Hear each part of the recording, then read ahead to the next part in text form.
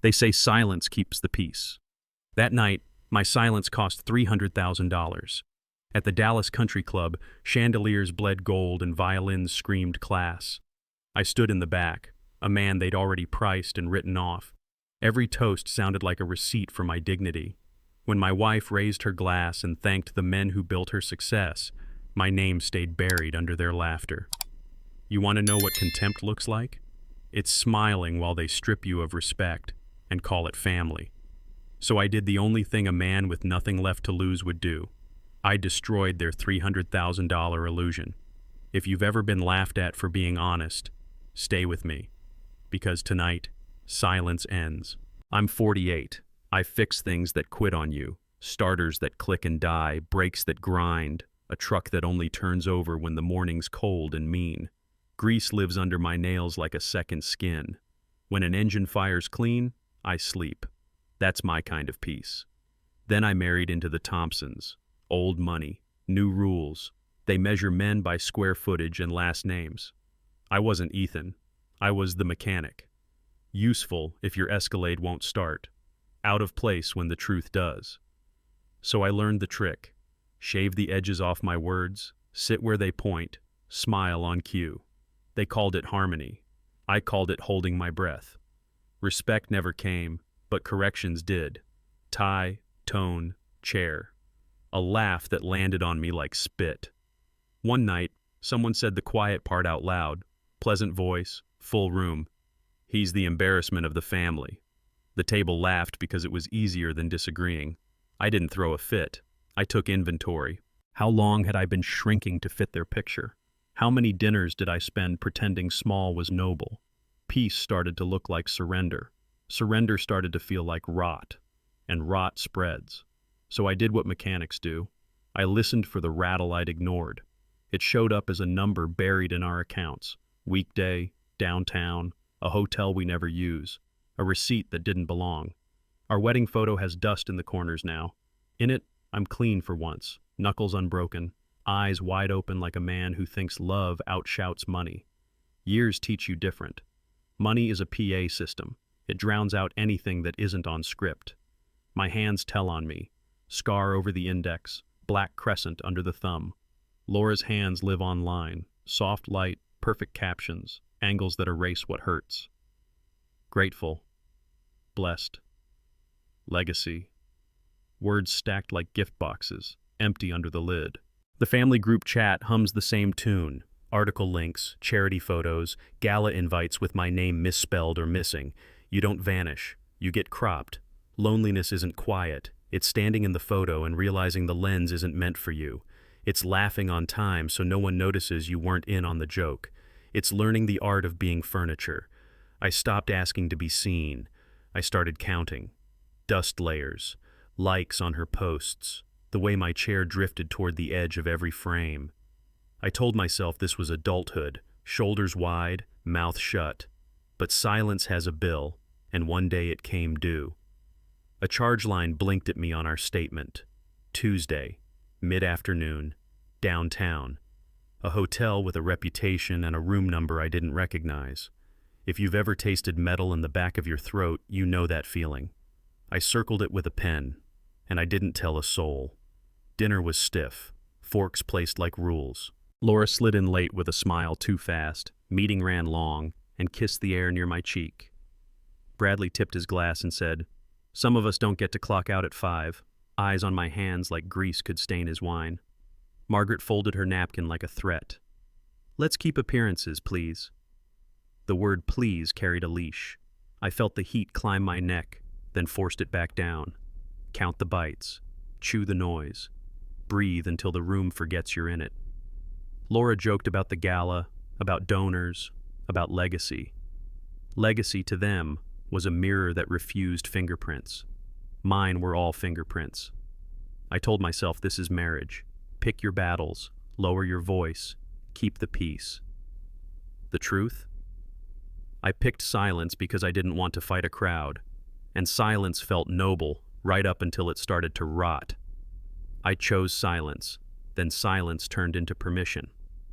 Bradley asked if I'd be on my best behavior for the gala. I said yes, It tasted like swallowing a nail. Laura squeezed my shoulder like you'd calm a dog.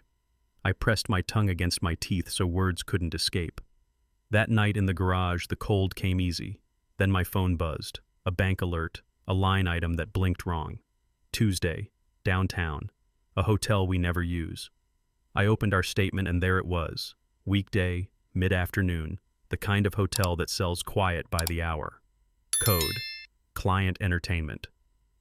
Laura doesn't file client entertainment. She writes speeches about family values and posts the proof in perfect lighting. I scrolled back.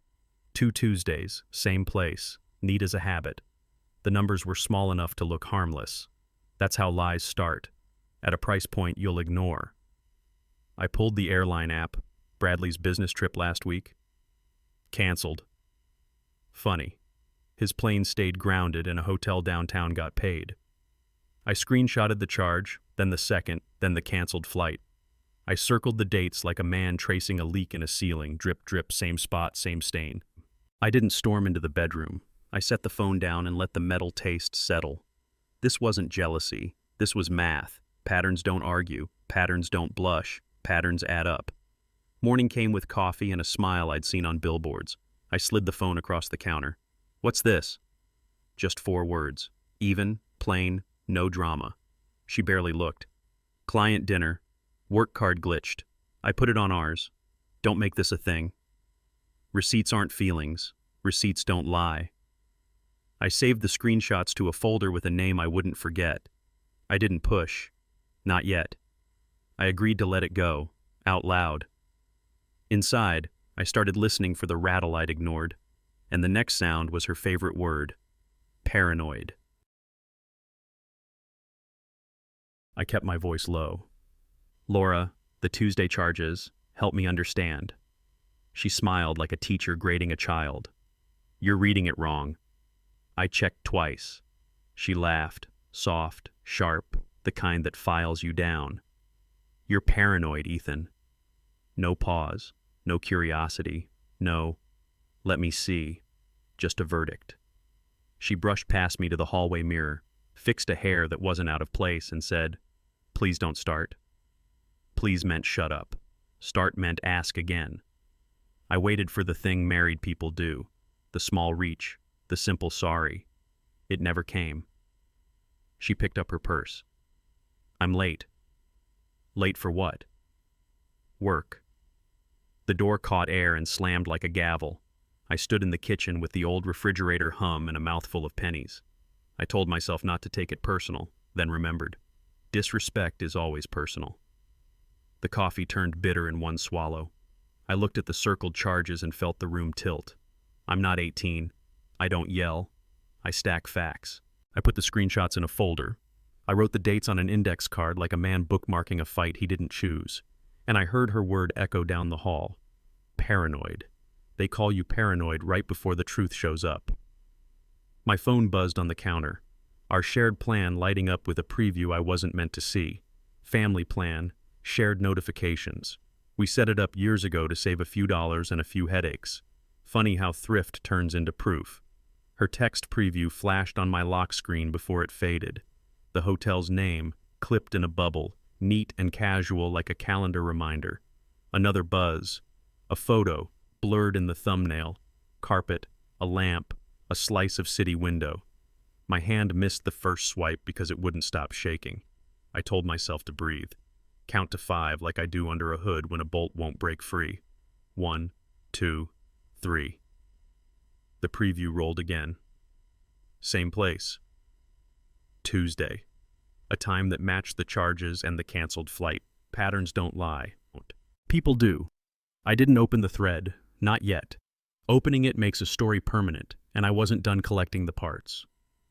I stared at the screen until my reflection looked like a stranger holding a bomb. The phone buzzed again, a contact name I knew too well for the word colleague. I set the phone down and watched the ceiling, waiting for the old anger that used to save me. It didn't come. Just the cold, clean feeling of a line being crossed with both feet. I picked the phone back up, steadier this time, and scrolled just enough to confirm the room number. I found the phone, and what it held would make silence impossible. I opened Find My because I needed something that didn't argue back. The screen lit up, and there it was, a small dot breathing on downtown Dallas. I zoomed, and the circle tightened like a fist. Tuesday. Again. I followed the trail until the hotel name sat plain as daylight. One more press, and the floor plan loaded. Room 803. Not our world, not our life. Not our... A number with a heartbeat. My pulse went hard in my throat, then shallow in my chest. The body knows before the mind admits it.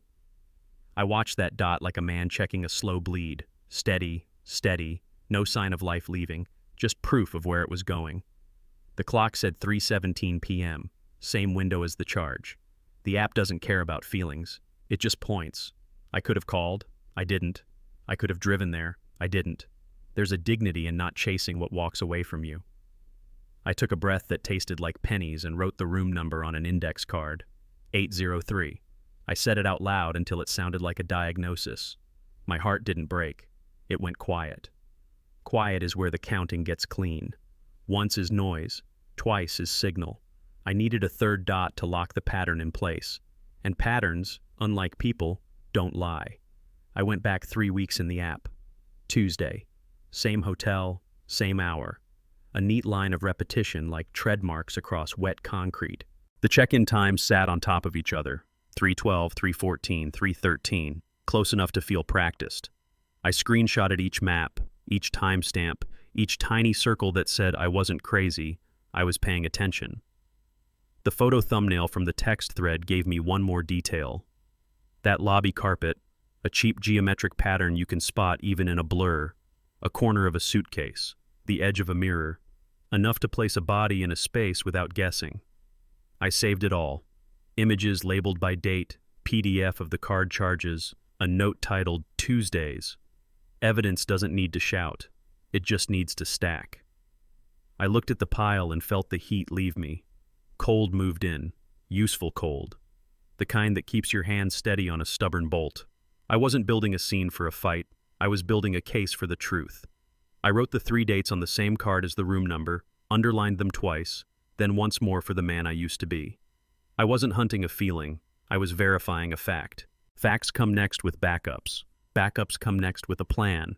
And a plan, once started, has a way of finishing what a man has been too decent to say out loud. I treated it like a job. First, I pulled every screenshot into a single folder, exported the statements as PDFs, and saved them to a clean USB I bought in cash. I emailed the files to myself from a new address and used a subject line only I'd recognize. I printed the dates on a single sheet, folded it twice, slid it into my wallet. Redundancy isn't paranoia, it's insurance. I locked the drawer in my desk and kept the key on a ring I never take off. Then I stood still and breathed. In through the nose, out through the teeth, slow enough to cool the heat. I wasn't going to give anyone a performance they could spin. Anger is loud. Evidence is permanent. I made coffee and let it go cold while I listed the facts in my head like torque specs. Precise, repeatable, undeniable. I'm not in the business of scenes, I fix problems. And if a problem can't be fixed, I refuse to help it hide. That was my line in the sand. I stared at the index card, Tuesdays, room 803 timestamps, and felt the steadiness come back into my hands. I'm done arguing feelings. I'll speak when I can't be denied. That's when the email hit my phone.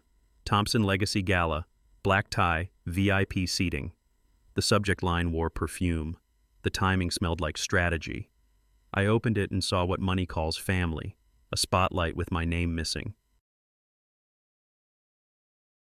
The invite was glossy, even in plain text. Legacy Gala, black tie, valet at 6, donors listed like commandments. A seating chart attached. Table 1, the family table, a place card for everyone but me. I was +1 to my own marriage. Laura buzzed with a shine I'd seen 1,000 times. Big night, she said. Everyone who matters will be there. Everyone who matters. The 4 words slid across the counter and stuck. The email promised a video about heritage and values, a press corner, a photo wall, a toast to the future. It read like scripture for people who worship their reflection. Dress code wasn't just black tie, it was obedience. Smile here, stand there, perform. I kept my voice even. What's the program? Donors, awards, a little announcement, Laura said, eyes bright, phone brighter. Legacy. Legacy, in that house, meant image first, truth never. I pictured the hotel carpet pattern, the 3 Tuesday pings, the room number burned into a card in my wallet. Crowds are useful when you want to humiliate a man.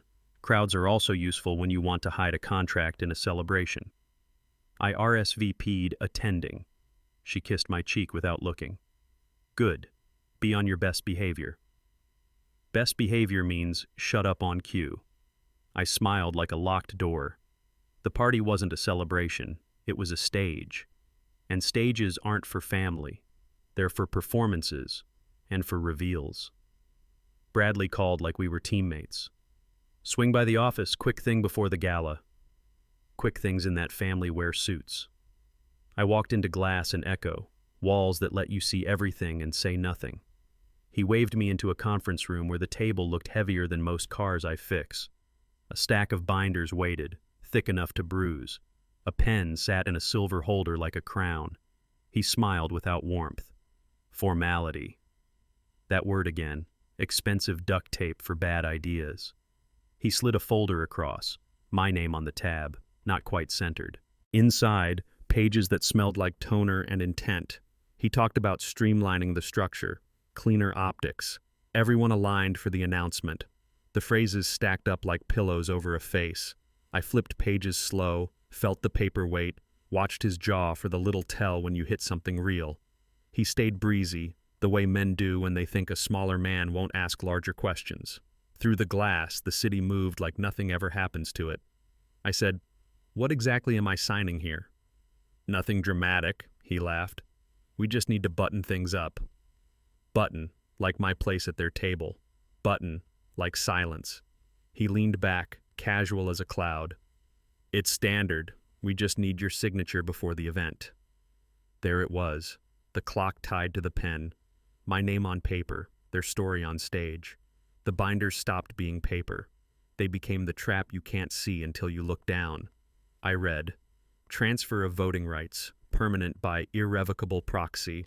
Indemnity that ran one way, me covering them for reputational harm, not the other way around. A clause that let management act in my name in urgent circumstances.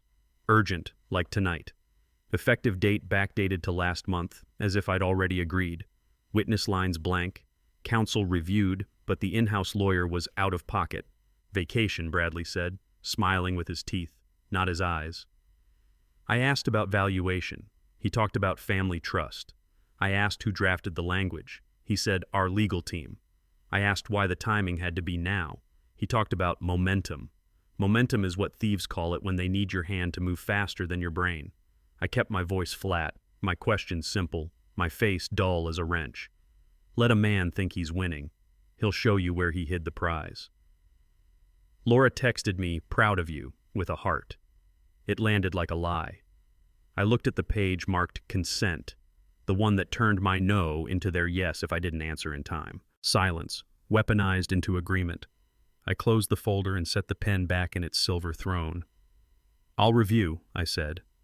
Bradley's jaw clicked. Tiny sound, expensive irritation.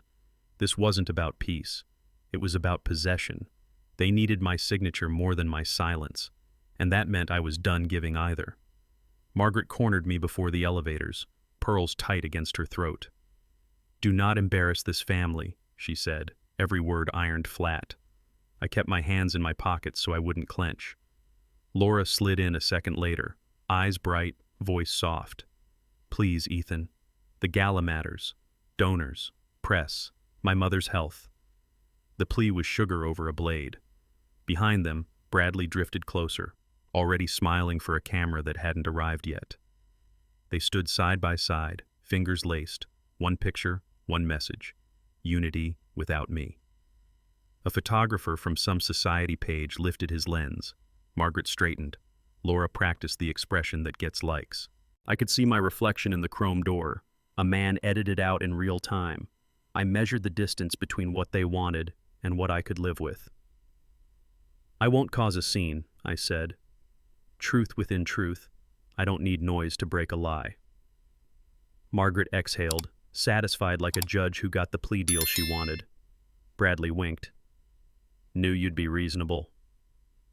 I looked past them to the ballroom, the string quartet warming up, a small fortune tuning itself to sound like class. That's when the sentence landed, hard and clean. They can buy the music. They can't buy the truth. I walked away before they could translate it. My phone buzzed. Calendar ping for the gala program. I silenced it and felt the idea finish forming. If they wanted a perfect performance, I'd give them a different kind of show. Facts, plain and permanent. I called Mark from the parking level. He doesn't waste words. I gave him the dates, the room number, the emails. He gave me a checklist. Back up everything twice. Send a copy off-site. Do not sign anything. Do not confront in private. If you speak, speak to the record. You want clean lines, Ethan. No heat. Just proof. I went home and did the work. USB cloned and labeled. Cloud folder mirrored to a fresh account. Printed copies sealed in a plain envelope taped under a drawer. I wrote a short statement. 30 words. No adjectives. Just time, place, pattern. Then a second card with 3 points any man could follow. Anger flashes and fizzles. Paper holds. Laura texted. Table 1 confirmed. Proud of you. Pride weaponized as a pat on the head. I stared at it until the sting wore off. I didn't answer. I read my 30 words out loud, listening for anything that sounded like revenge. I cut it again until it sounded like a receipt. Mark's last line stayed with me. Don't give them a mess to spin. He's right. I won't. I'm done auditioning for respect. I'm done being reasonable on command. No yelling. Just bring the truth to light. I needed 3 minutes and a microphone. The gala had both. Now I just had to make sure I could reach them when it counted. I found the sound guy by the board. David, stitched name on his shirt, calm hands over a mess of cables. I just need 3 minutes, I said, to say thank you. He looked up like a man who's heard every lie that fits into 3 minutes. I held out a small USB, plain and clean. It's just slides, I added, voice even. He weighed me for a second, not my suit. What's the cue? He asked. House lights to half, I said. Hold the walk in music. He nodded once. We picked a signal, 2 taps on the mic stand, quiet, deliberate, no drama, just a switch. I told him the order, dates, maps, language. He didn't ask why I needed it. He asked what file type worked best. That's what I respect about men like him. You solve what's in front of you. He plugged the drive, checked the load, glanced at me like he'd decided which kind of man I was. You'll have 3, he said. Use them. I swallowed the last of the heat, let the steadiness settle. If the room was going to sell a fantasy, I'd sell the truth, line by line, with receipts that couldn't blush. If they want a show, I'll give them the truth in 4K. I slipped the empty case into my pocket and walked away rehearsing silence, because the next part had to be words that cut without bleeding all over the floor. I wrote an opener you can say in one breath. 30 words, no fat. I stripped out every insult, every name I wanted to call and would regret later. Facts only. Time, place, pattern. I read it once, then again, hunting for heat. Anything that sounded like revenge went in the trash. I timed the pause after the first line until it felt like a fist unclenching. Breathing mattered. In through the nose, out through the teeth. Count to 5. I practiced it between sentences until the rhythm felt like a torque sequence. Tight, tighter, stop. I held the remote until it fit my hand, clicked through the slides until the muscle learned the path. Dates, map, clause. Stop, breathe, speak. Men like me don't beg for respect. We define where it ends. I thought about those papers waiting for my signature, like a hand on the back of my neck. I pictured sliding them back across the table, steady as a level, and saying no with my mouth and my proof. Respect doesn't live in loud scolding. It lives in what you refuse to sign. I copied the 30 words onto a card small enough to disappear in my palm. Then a second line, just for me. Stick to proof, not pain. The speech was ready. All I needed now was timing, and the part of their story they never imagined I'd see coming. I wasn't looking for it. I was organizing files, clearing my head, when a draft surfaced in a shared folder I'd forgotten existed. Subject line, in case of incident. The body read like a eulogy for a man still breathing. Calm, polished, lethal. It framed me as emotionally unstable, under strain, a private matter the family would handle with grace. And the author? Laura's PR team. The timestamp sat 5 hours before the gala. They'd written the ending before the first toast. I read it twice, then a third time, cold settling where anger used to sit. This wasn't panic, it was procedure.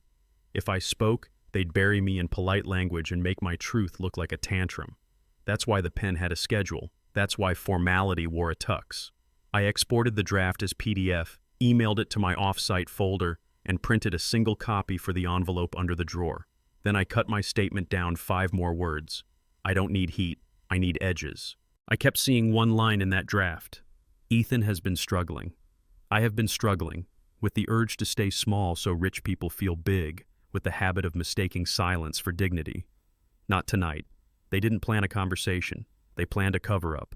They wrote the story in advance to kill my voice, so I made sure my voice had receipts. 24 hours isn't time. It's pressure. I started with what mattered, found a neighbor to watch the dog, left a spare key on the hook, wrote a number on a sticky note in case.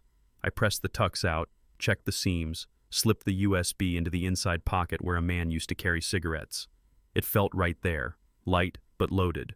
The wedding ring felt heavier than it ever had. Funny how metal knows the weather before you do. I cut my hair short enough to stop thinking about it, trimmed the beard, put cash in my wallet, and a folded index card behind my license. 30 words, no fat. I walked the garage once, turned off what didn't need to hum, and sat in the quiet until my heartbeat matched my breath. 5 in, 5 out. Protect the plan. Protect the evidence. Protect your name.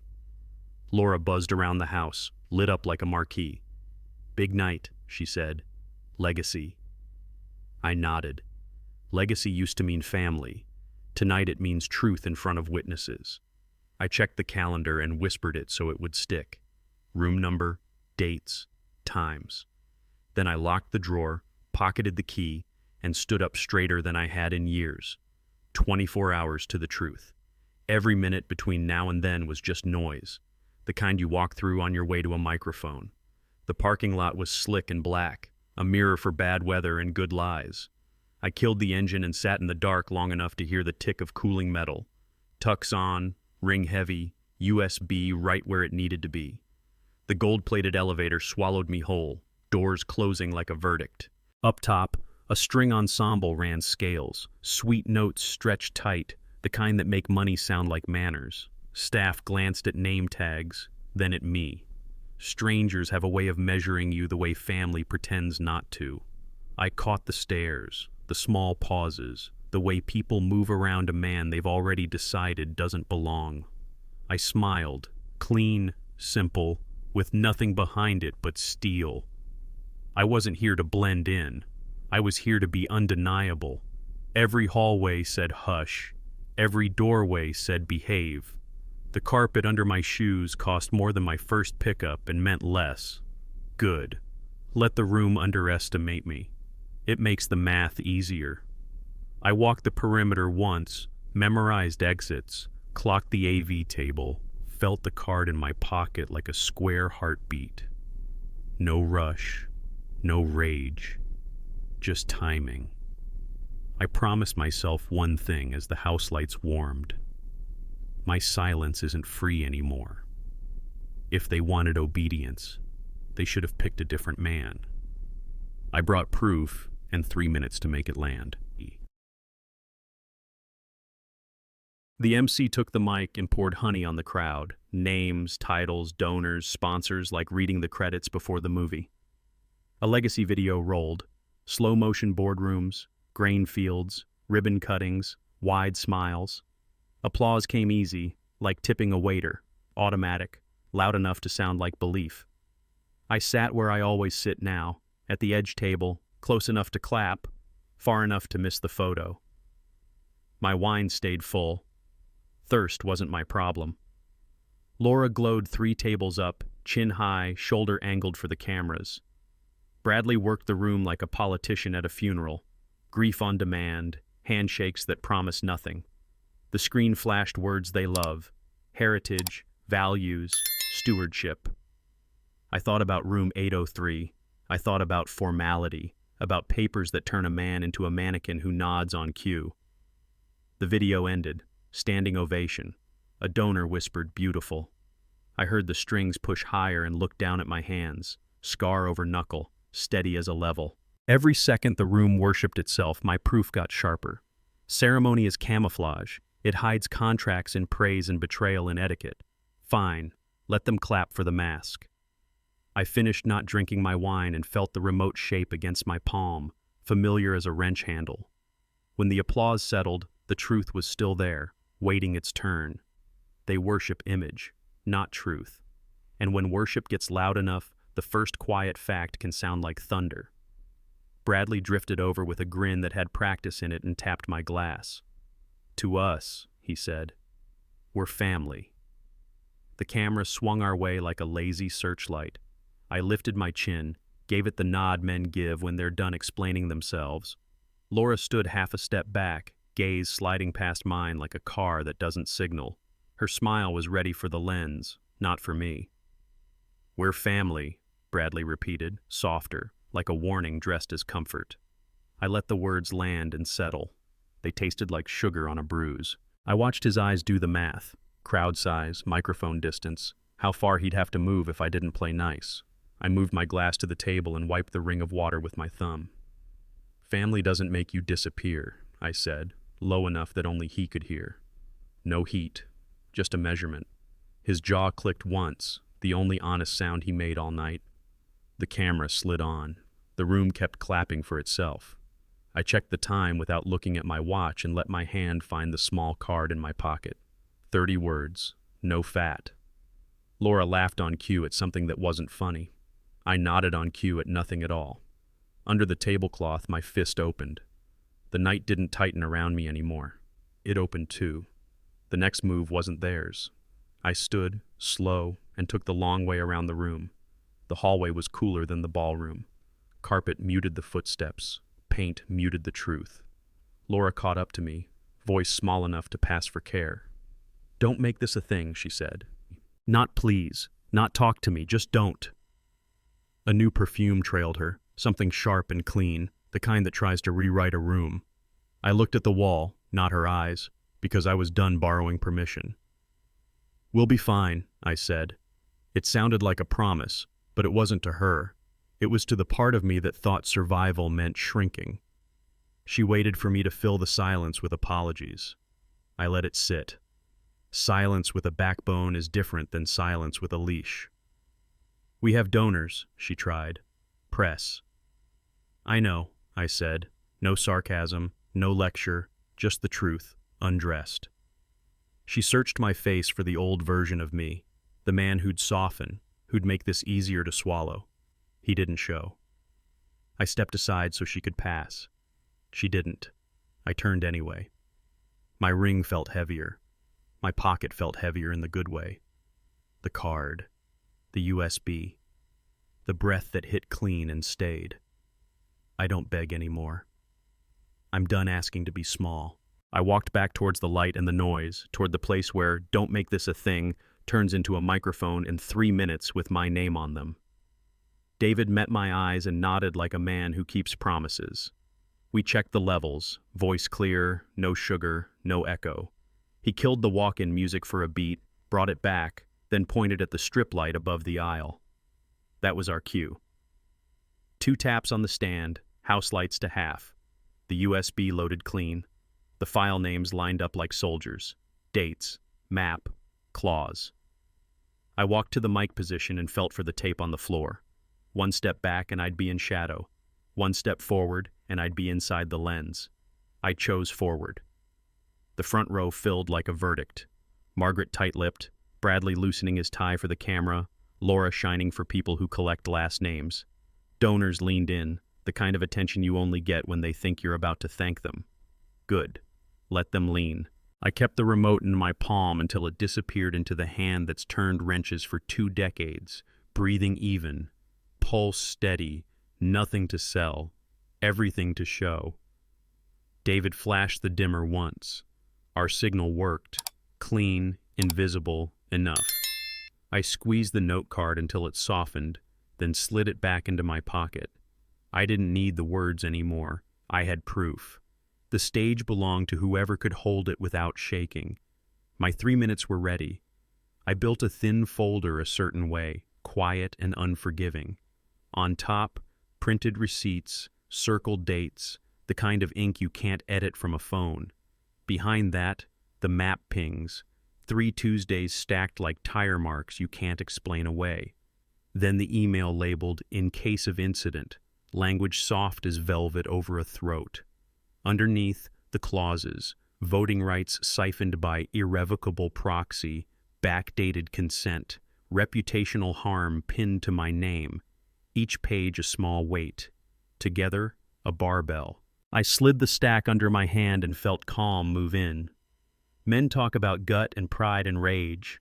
Fine. But paper doesn't blink. Paper doesn't forget who said what and when. It just waits for a light and a pair of eyes. I imagined a juror I'd never meet, a stranger who only knows what can be proved. I arranged the pages for him, not for applause. Bradley was 2 tables away, working the room. Margaret's smile had edges. Laura's phone kept catching light. None of that mattered. The facts fit on letter size. I tapped the folder once, like you knock on your own door before you walk through it. I didn't rehearse comebacks. I didn't rehearse pain. I rehearsed order. When it's time, I won't raise my voice. I'll raise the documents. The MC said my name and the room turned its face. Gold everywhere, light warm as a lie. I stood, felt the chair legs scrape back like a line drawn in concrete, and walked up slow enough to count the breaths it took to stop shaking. Laura's smile didn't reach her eyes. It held, stiff and bright, like something glued on. Bradley clapped too long, the way a man claps for a dog he expects to sit. I took the mic and let the weight settle in my hand. For 1 second I listened to the room, the air, the glasses, the little coughs of people who want your words to be short and soft. I gave them the first one clean, the one they were ready to hear, the one that sounds like obedience until you listen. Tonight is about legacy. A ripple, polite relief, moved across the tables. Legacy, yes. Heritage, yes. The script they love. I kept my voice level, the way you tighten a bolt until it stops and you don't push past it. Legacy is what survives the lights and the photos. It isn't what we say about ourselves. It's what's true when no one claps. I let that hang. Then I felt the card's edge in my palm, the habit of proof returning like muscle memory. "I'd like to thank the room," I said, eyes straight ahead, "by showing you something simple." I raised my hand, 2 taps on steel. House lights softened. The first slide waited. So did the truth. I let a heartbeat pass, then another. You learn the value of a pause in a shop. Too fast and you strip the thread, too slow and rust wins. The screen came alive. Lines, dates, tidy rows you can't charm your way past. I didn't narrate my anger. I narrated the math. "Tuesday," I said. "Tuesday again." My voice stayed flat, measured, the way men speak when the job matters more than the noise. The room leaned forward. I clicked once. The column of charges opened up like a road you've driven too many times. I pointed, not with a finger, but with the words I'd trimmed to the bone. 2 weekday hotel charges, same property, same hour, and a matching canceled flight. Silence isn't empty. It has a temperature. This silence got cold. Someone by the bar whispered. Someone else cleared their throat and missed. I clicked again. Timestamps, amounts, neat as a habit you don't confess. I didn't say betrayal. I didn't say affair. I let the receipts say what I refused to shout. These are hotel charges, matching canceled trips. The first murmur broke, a cloth tear in the crowd. I heard my own breath, steady, and saw Laura's smile fracture at the edges. Bradley's jaw set like concrete poured too fast. I didn't look at them. I looked at the numbers. Because numbers don't blush. Numbers don't beg. Numbers just sit there until a room runs out of applause. I clicked to the next slide and let the room breathe once. A map filled the screen. Clean, clinical, no room for opinion. 3 red dots sat on the same block like nail heads hammered to the same depth. I read the dates and times slow, giving each one its own space. Tuesday, 3:12. Tuesday, 3:14. Tuesday, 3:13. Repetition isn't dramatic. It's honest. I kept my voice level so the pattern could get loud. Another click. A cropped lobby photo, blurred at the edges. Carpet geometry you can spot even in a thumbnail, a lamp, a slice of window. Not scandal. Context. Enough for any grown man to put a body in a place without guessing. I didn't add color. I didn't add heat. I only added seconds between sentences, the kind that make a crowd do its own math. Somewhere in the back, a glass set down too hard. Up front, Bradley shifted like concrete cracking under a load. Laura's smile held the way tape holds. Good, until it doesn't. I traced the dots with words, not fingers, because the screen wasn't mine. The facts were. Tuesday, same property, same hour. Pause. A habit, not an accident. I let my eyes pass over the first row and land on the far wall, steady as a level. Then I gave them the blade I'd honed thin enough to glide. Locations repeat more faithfully than promises. The slide after this one didn't show a map, it showed a plan. I clicked again and the room changed temperature. The draft agreement hit the screen. Names, dates, clauses, no romance. I highlighted the lines they hoped would ride the night unnoticed. Irrevocable proxy, transferring voting rights out of my hand and into management. Consent that backdated itself like I'd already nodded.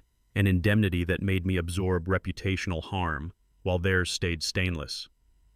I said the words plain, each one a small weight you feel more when you stack them. I moved to the signature page.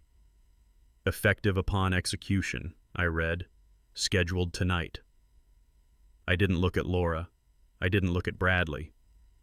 I let the page look at them. The timing wasn't an accident. It was a lever. You don't argue with a man mid-ovation. You corner him there. Standard, Bradley had called it. Formality. Funny how formalities only sprint when they're scared of sunlight. I tapped the clause that let authorized parties act in my name in urgent circumstances. Urgent, like a speech going off script.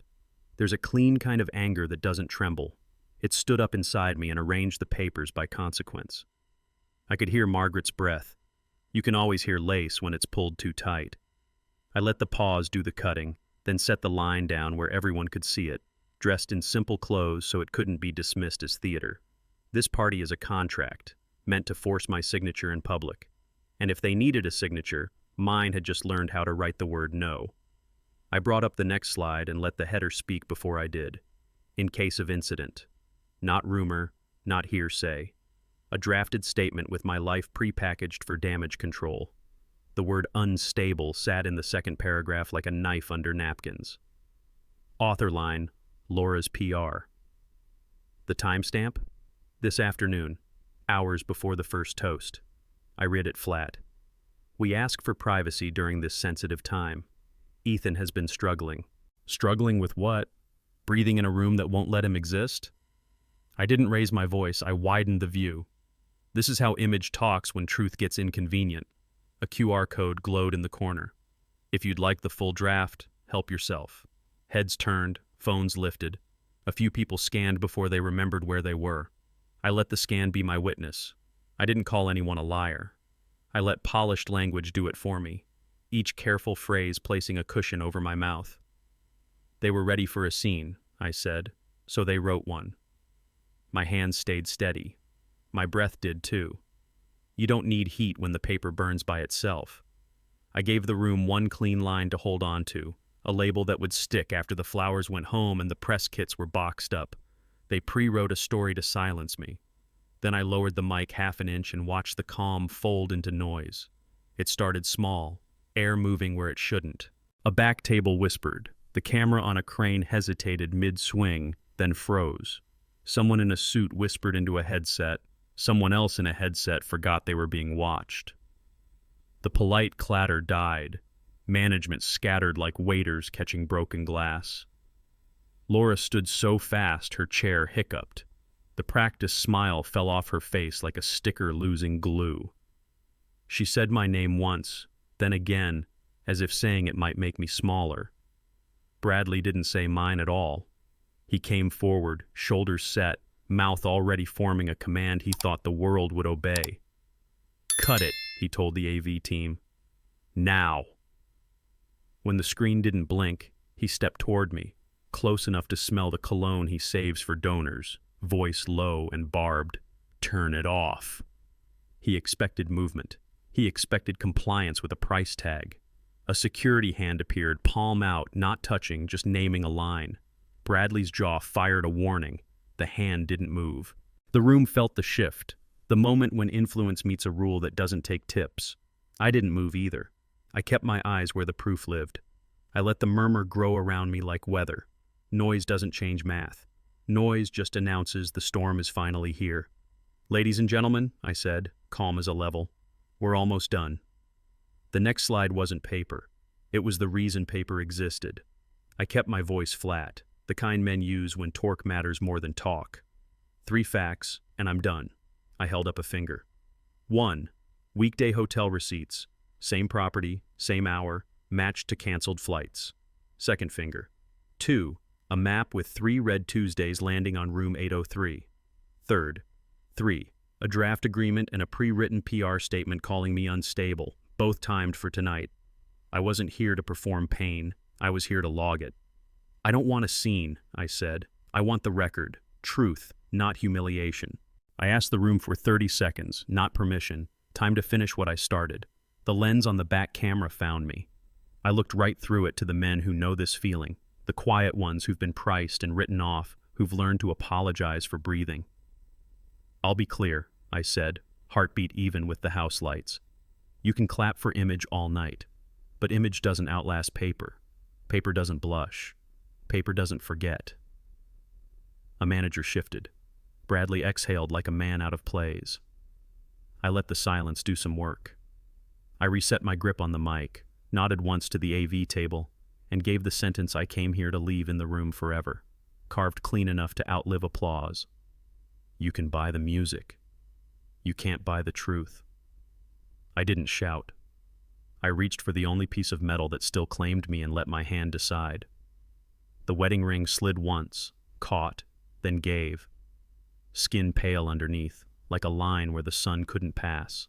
I held it in my palm and felt its weight for what it was. Years, promises, a circle that kept shrinking until it felt like a cuff. I set it by the microphone base, not tossed, not thrown, placed. The room heard it before it understood it. A small ting that traveled farther than my voice ever had in that family. My hand stayed in frame, scar over knuckle, grease forever under the nail. Steady. I let out the breath I'd been bracing for since Tuesday number 1. I didn't turn to Laura. I didn't look for Margaret. I looked at the lens again, because truth isn't a family heirloom. It's a public utility. "I'm not here to ruin a party," I said. "I'm here to stop pretending I belong to it." The front row held still, frozen between anger and calculation. I straightened, felt the USB against my chest like a second spine, and said the thing men say when the line finally holds. "I won't sign. I won't stay." Then I let the silence carry the message where words couldn't follow. For a beat, nobody breathed. Then the room cracked. Laura's face went blank, then wet. Tears without sound, like a dam that forgot how to hold. Margaret's color drained to porcelain. Her pearls looked strangled by her own neck. Chairs scraped. A few guests stood and drifted for the exits, soft shoes loud as verdicts. One man, old boots, honest hands, touched my shoulder and gave the kind of nod men trade when there's nothing to add but respect. The house lights cooled from champagne to hospital. Money looks different in the cold. No one shouted. The silence did the shouting for them. In that quiet, I finally heard the thing I'd been trying to fix my whole life. A man shrinking to fit a picture he never chose. My chest felt bigger than the suit. My hands were steady like they belonged to someone who knows where the wrench goes. I didn't watch Laura collapse into Margaret's arms. I didn't track Bradley's fury finding nowhere to land. I stood still and let the moment size me again. this time correctly. A whisper moved across the tables. Not gossip, gravity. The ring on the mic base caught a slice of light and didn't move. I lifted the mic one last time, not to bruise, just to name it. Tonight, I am not small. The room could keep its music. I had the quiet. And the quiet finally answered back. I left the stage without hurry, the way you back out a bolt you've finally broken loose. The hallway was empty and honest. Carpet swallowed the noise. Walls held their breath. David met me at the corner, eyes steady, chin up. No questions. Just a small nod from a man who knows when a job's done right. I pressed the USB into his palm. Clean chain, clean conscience. He slipped it into his pocket like a promise kept. A security guard stepped aside, hand to the push bar. No theater in it, no threat, just recognition that a line had been walked and held. I could feel the ballroom's heat behind me, hear the muffled shuffle of status recalculating itself. In front of me, cooler air, the kind you only taste when you stop apologizing for breathing. I didn't rehearse a victory. I didn't want one. Winning wasn't the point. Accuracy was. Outside the door, the night pressed its forehead to the glass, waiting. I exhaled and felt the weight slide off my ribs like a jacket that finally fit wrong. I looked at David once more. Thank you for letting the truth ring out. He gave one more nod, the sort men use when words would only bruise something clean, and turned back to his board. The guard pushed the bar. The door opened. And for the first time in a long time, the air belonged to me. The door gave to a colder corridor, the kind that keeps secrets and sound. The HVAC hummed a steady note, a clean line after the ballroom's noise. My footsteps answered back, heel then toe, like a clock that finally told my time. On the wall, a framed poster, legacy in tall letters over a family I recognized from the stage but not from real life. I stopped long enough to read the fine print and felt nothing. Paper means something different once you've seen what it can do. I slid a finger under my lapel and shrugged the tux jacket off my shoulders. It didn't fight. Cloth thumped against my palm, expensive and suddenly useless. My shirt breathed better. My ribs did too. I checked my pockets on instinct. Wallet, phone, index card folded tight. The USB was gone, where it belonged. The weight I kept was mine. Every vent whispered the same word. Out. The floor carried me toward a door with a push bar, a scuffed plate where 1,000 hands had asked permission the same way I just had, with pressure and intent. I put my hand on the handle and stood still. No applause, no strategy, just air I didn't owe anyone. You don't get freedom all at once. It's earned in inches, in decisions, in the way you walk away without hating yourself. I took a breath that belonged to no one else and named the moment so I wouldn't forget it. Freedom starts in this hallway. The bar gave, and the Dallas night met me head-on, clean wind with a memory of heat. Out past the awning, the parking lot held a thin shine, puddles catching light like coins nobody wanted. Behind me, the ballroom's music leaked through the walls, muffled strings, applause that felt far away and small. The distance between their world and mine could be measured in one breath, then two. I stepped into the open and tilted my face up. The sky over Dallas never goes black. Too many lamps, too much pride. But there's a kind of darkness between those lights that feels honest. I let it sit on my shoulders like a jacket that finally fits. In my pocket, the folded card pressed a square against my palm. 30 words. No fat. I didn't need them anymore. The truth had legs of its own. A car door clicked somewhere. A laugh faded across asphalt. A tire hissed through water. Ordinary sounds doing ordinary work, reminding me that life doesn't pause for legacy videos. I took the ring from where I'd left it in my mind and left it there. Some weights you put down and they stay down. I smiled, not wide, just enough to register with the man I live with, the one who fixes what can be fixed and stops pretending about the rest. They'll write their version. They'll say I failed or flinched or fled. Let them. They think I lost. I'm lighter. I sat behind the wheel and let the engine idle, one steady sound in a night that finally made sense.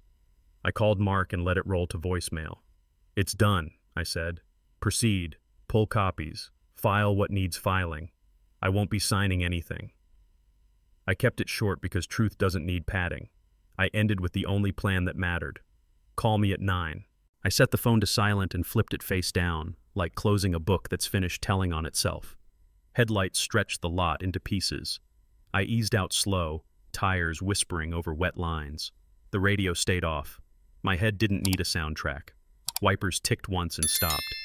I could still taste the room in my mouth. Flowers, money, fear. Then it faded, mile by mile, the way a bad dream forgets your address when the sun threatens. I ran the checklist out loud. Copies safe, card folded, key pocketed, ring where I left it. Nothing left to carry that isn't mine. A light turned green for no one but me, and I took it. I don't believe in fresh starts. I believe in clean records.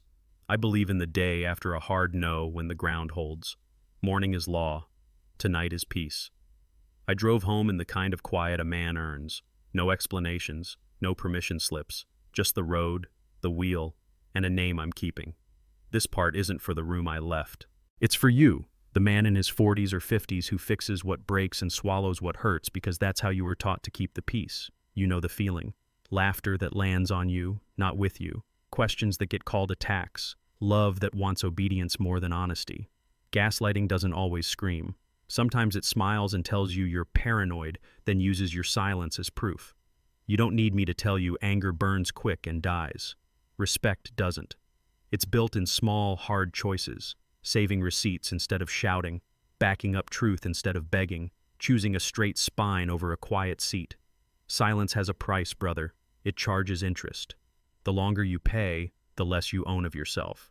You're not crazy for noticing patterns. You're not weak for wanting dignity. You don't have to hate anyone to stop helping a lie breathe.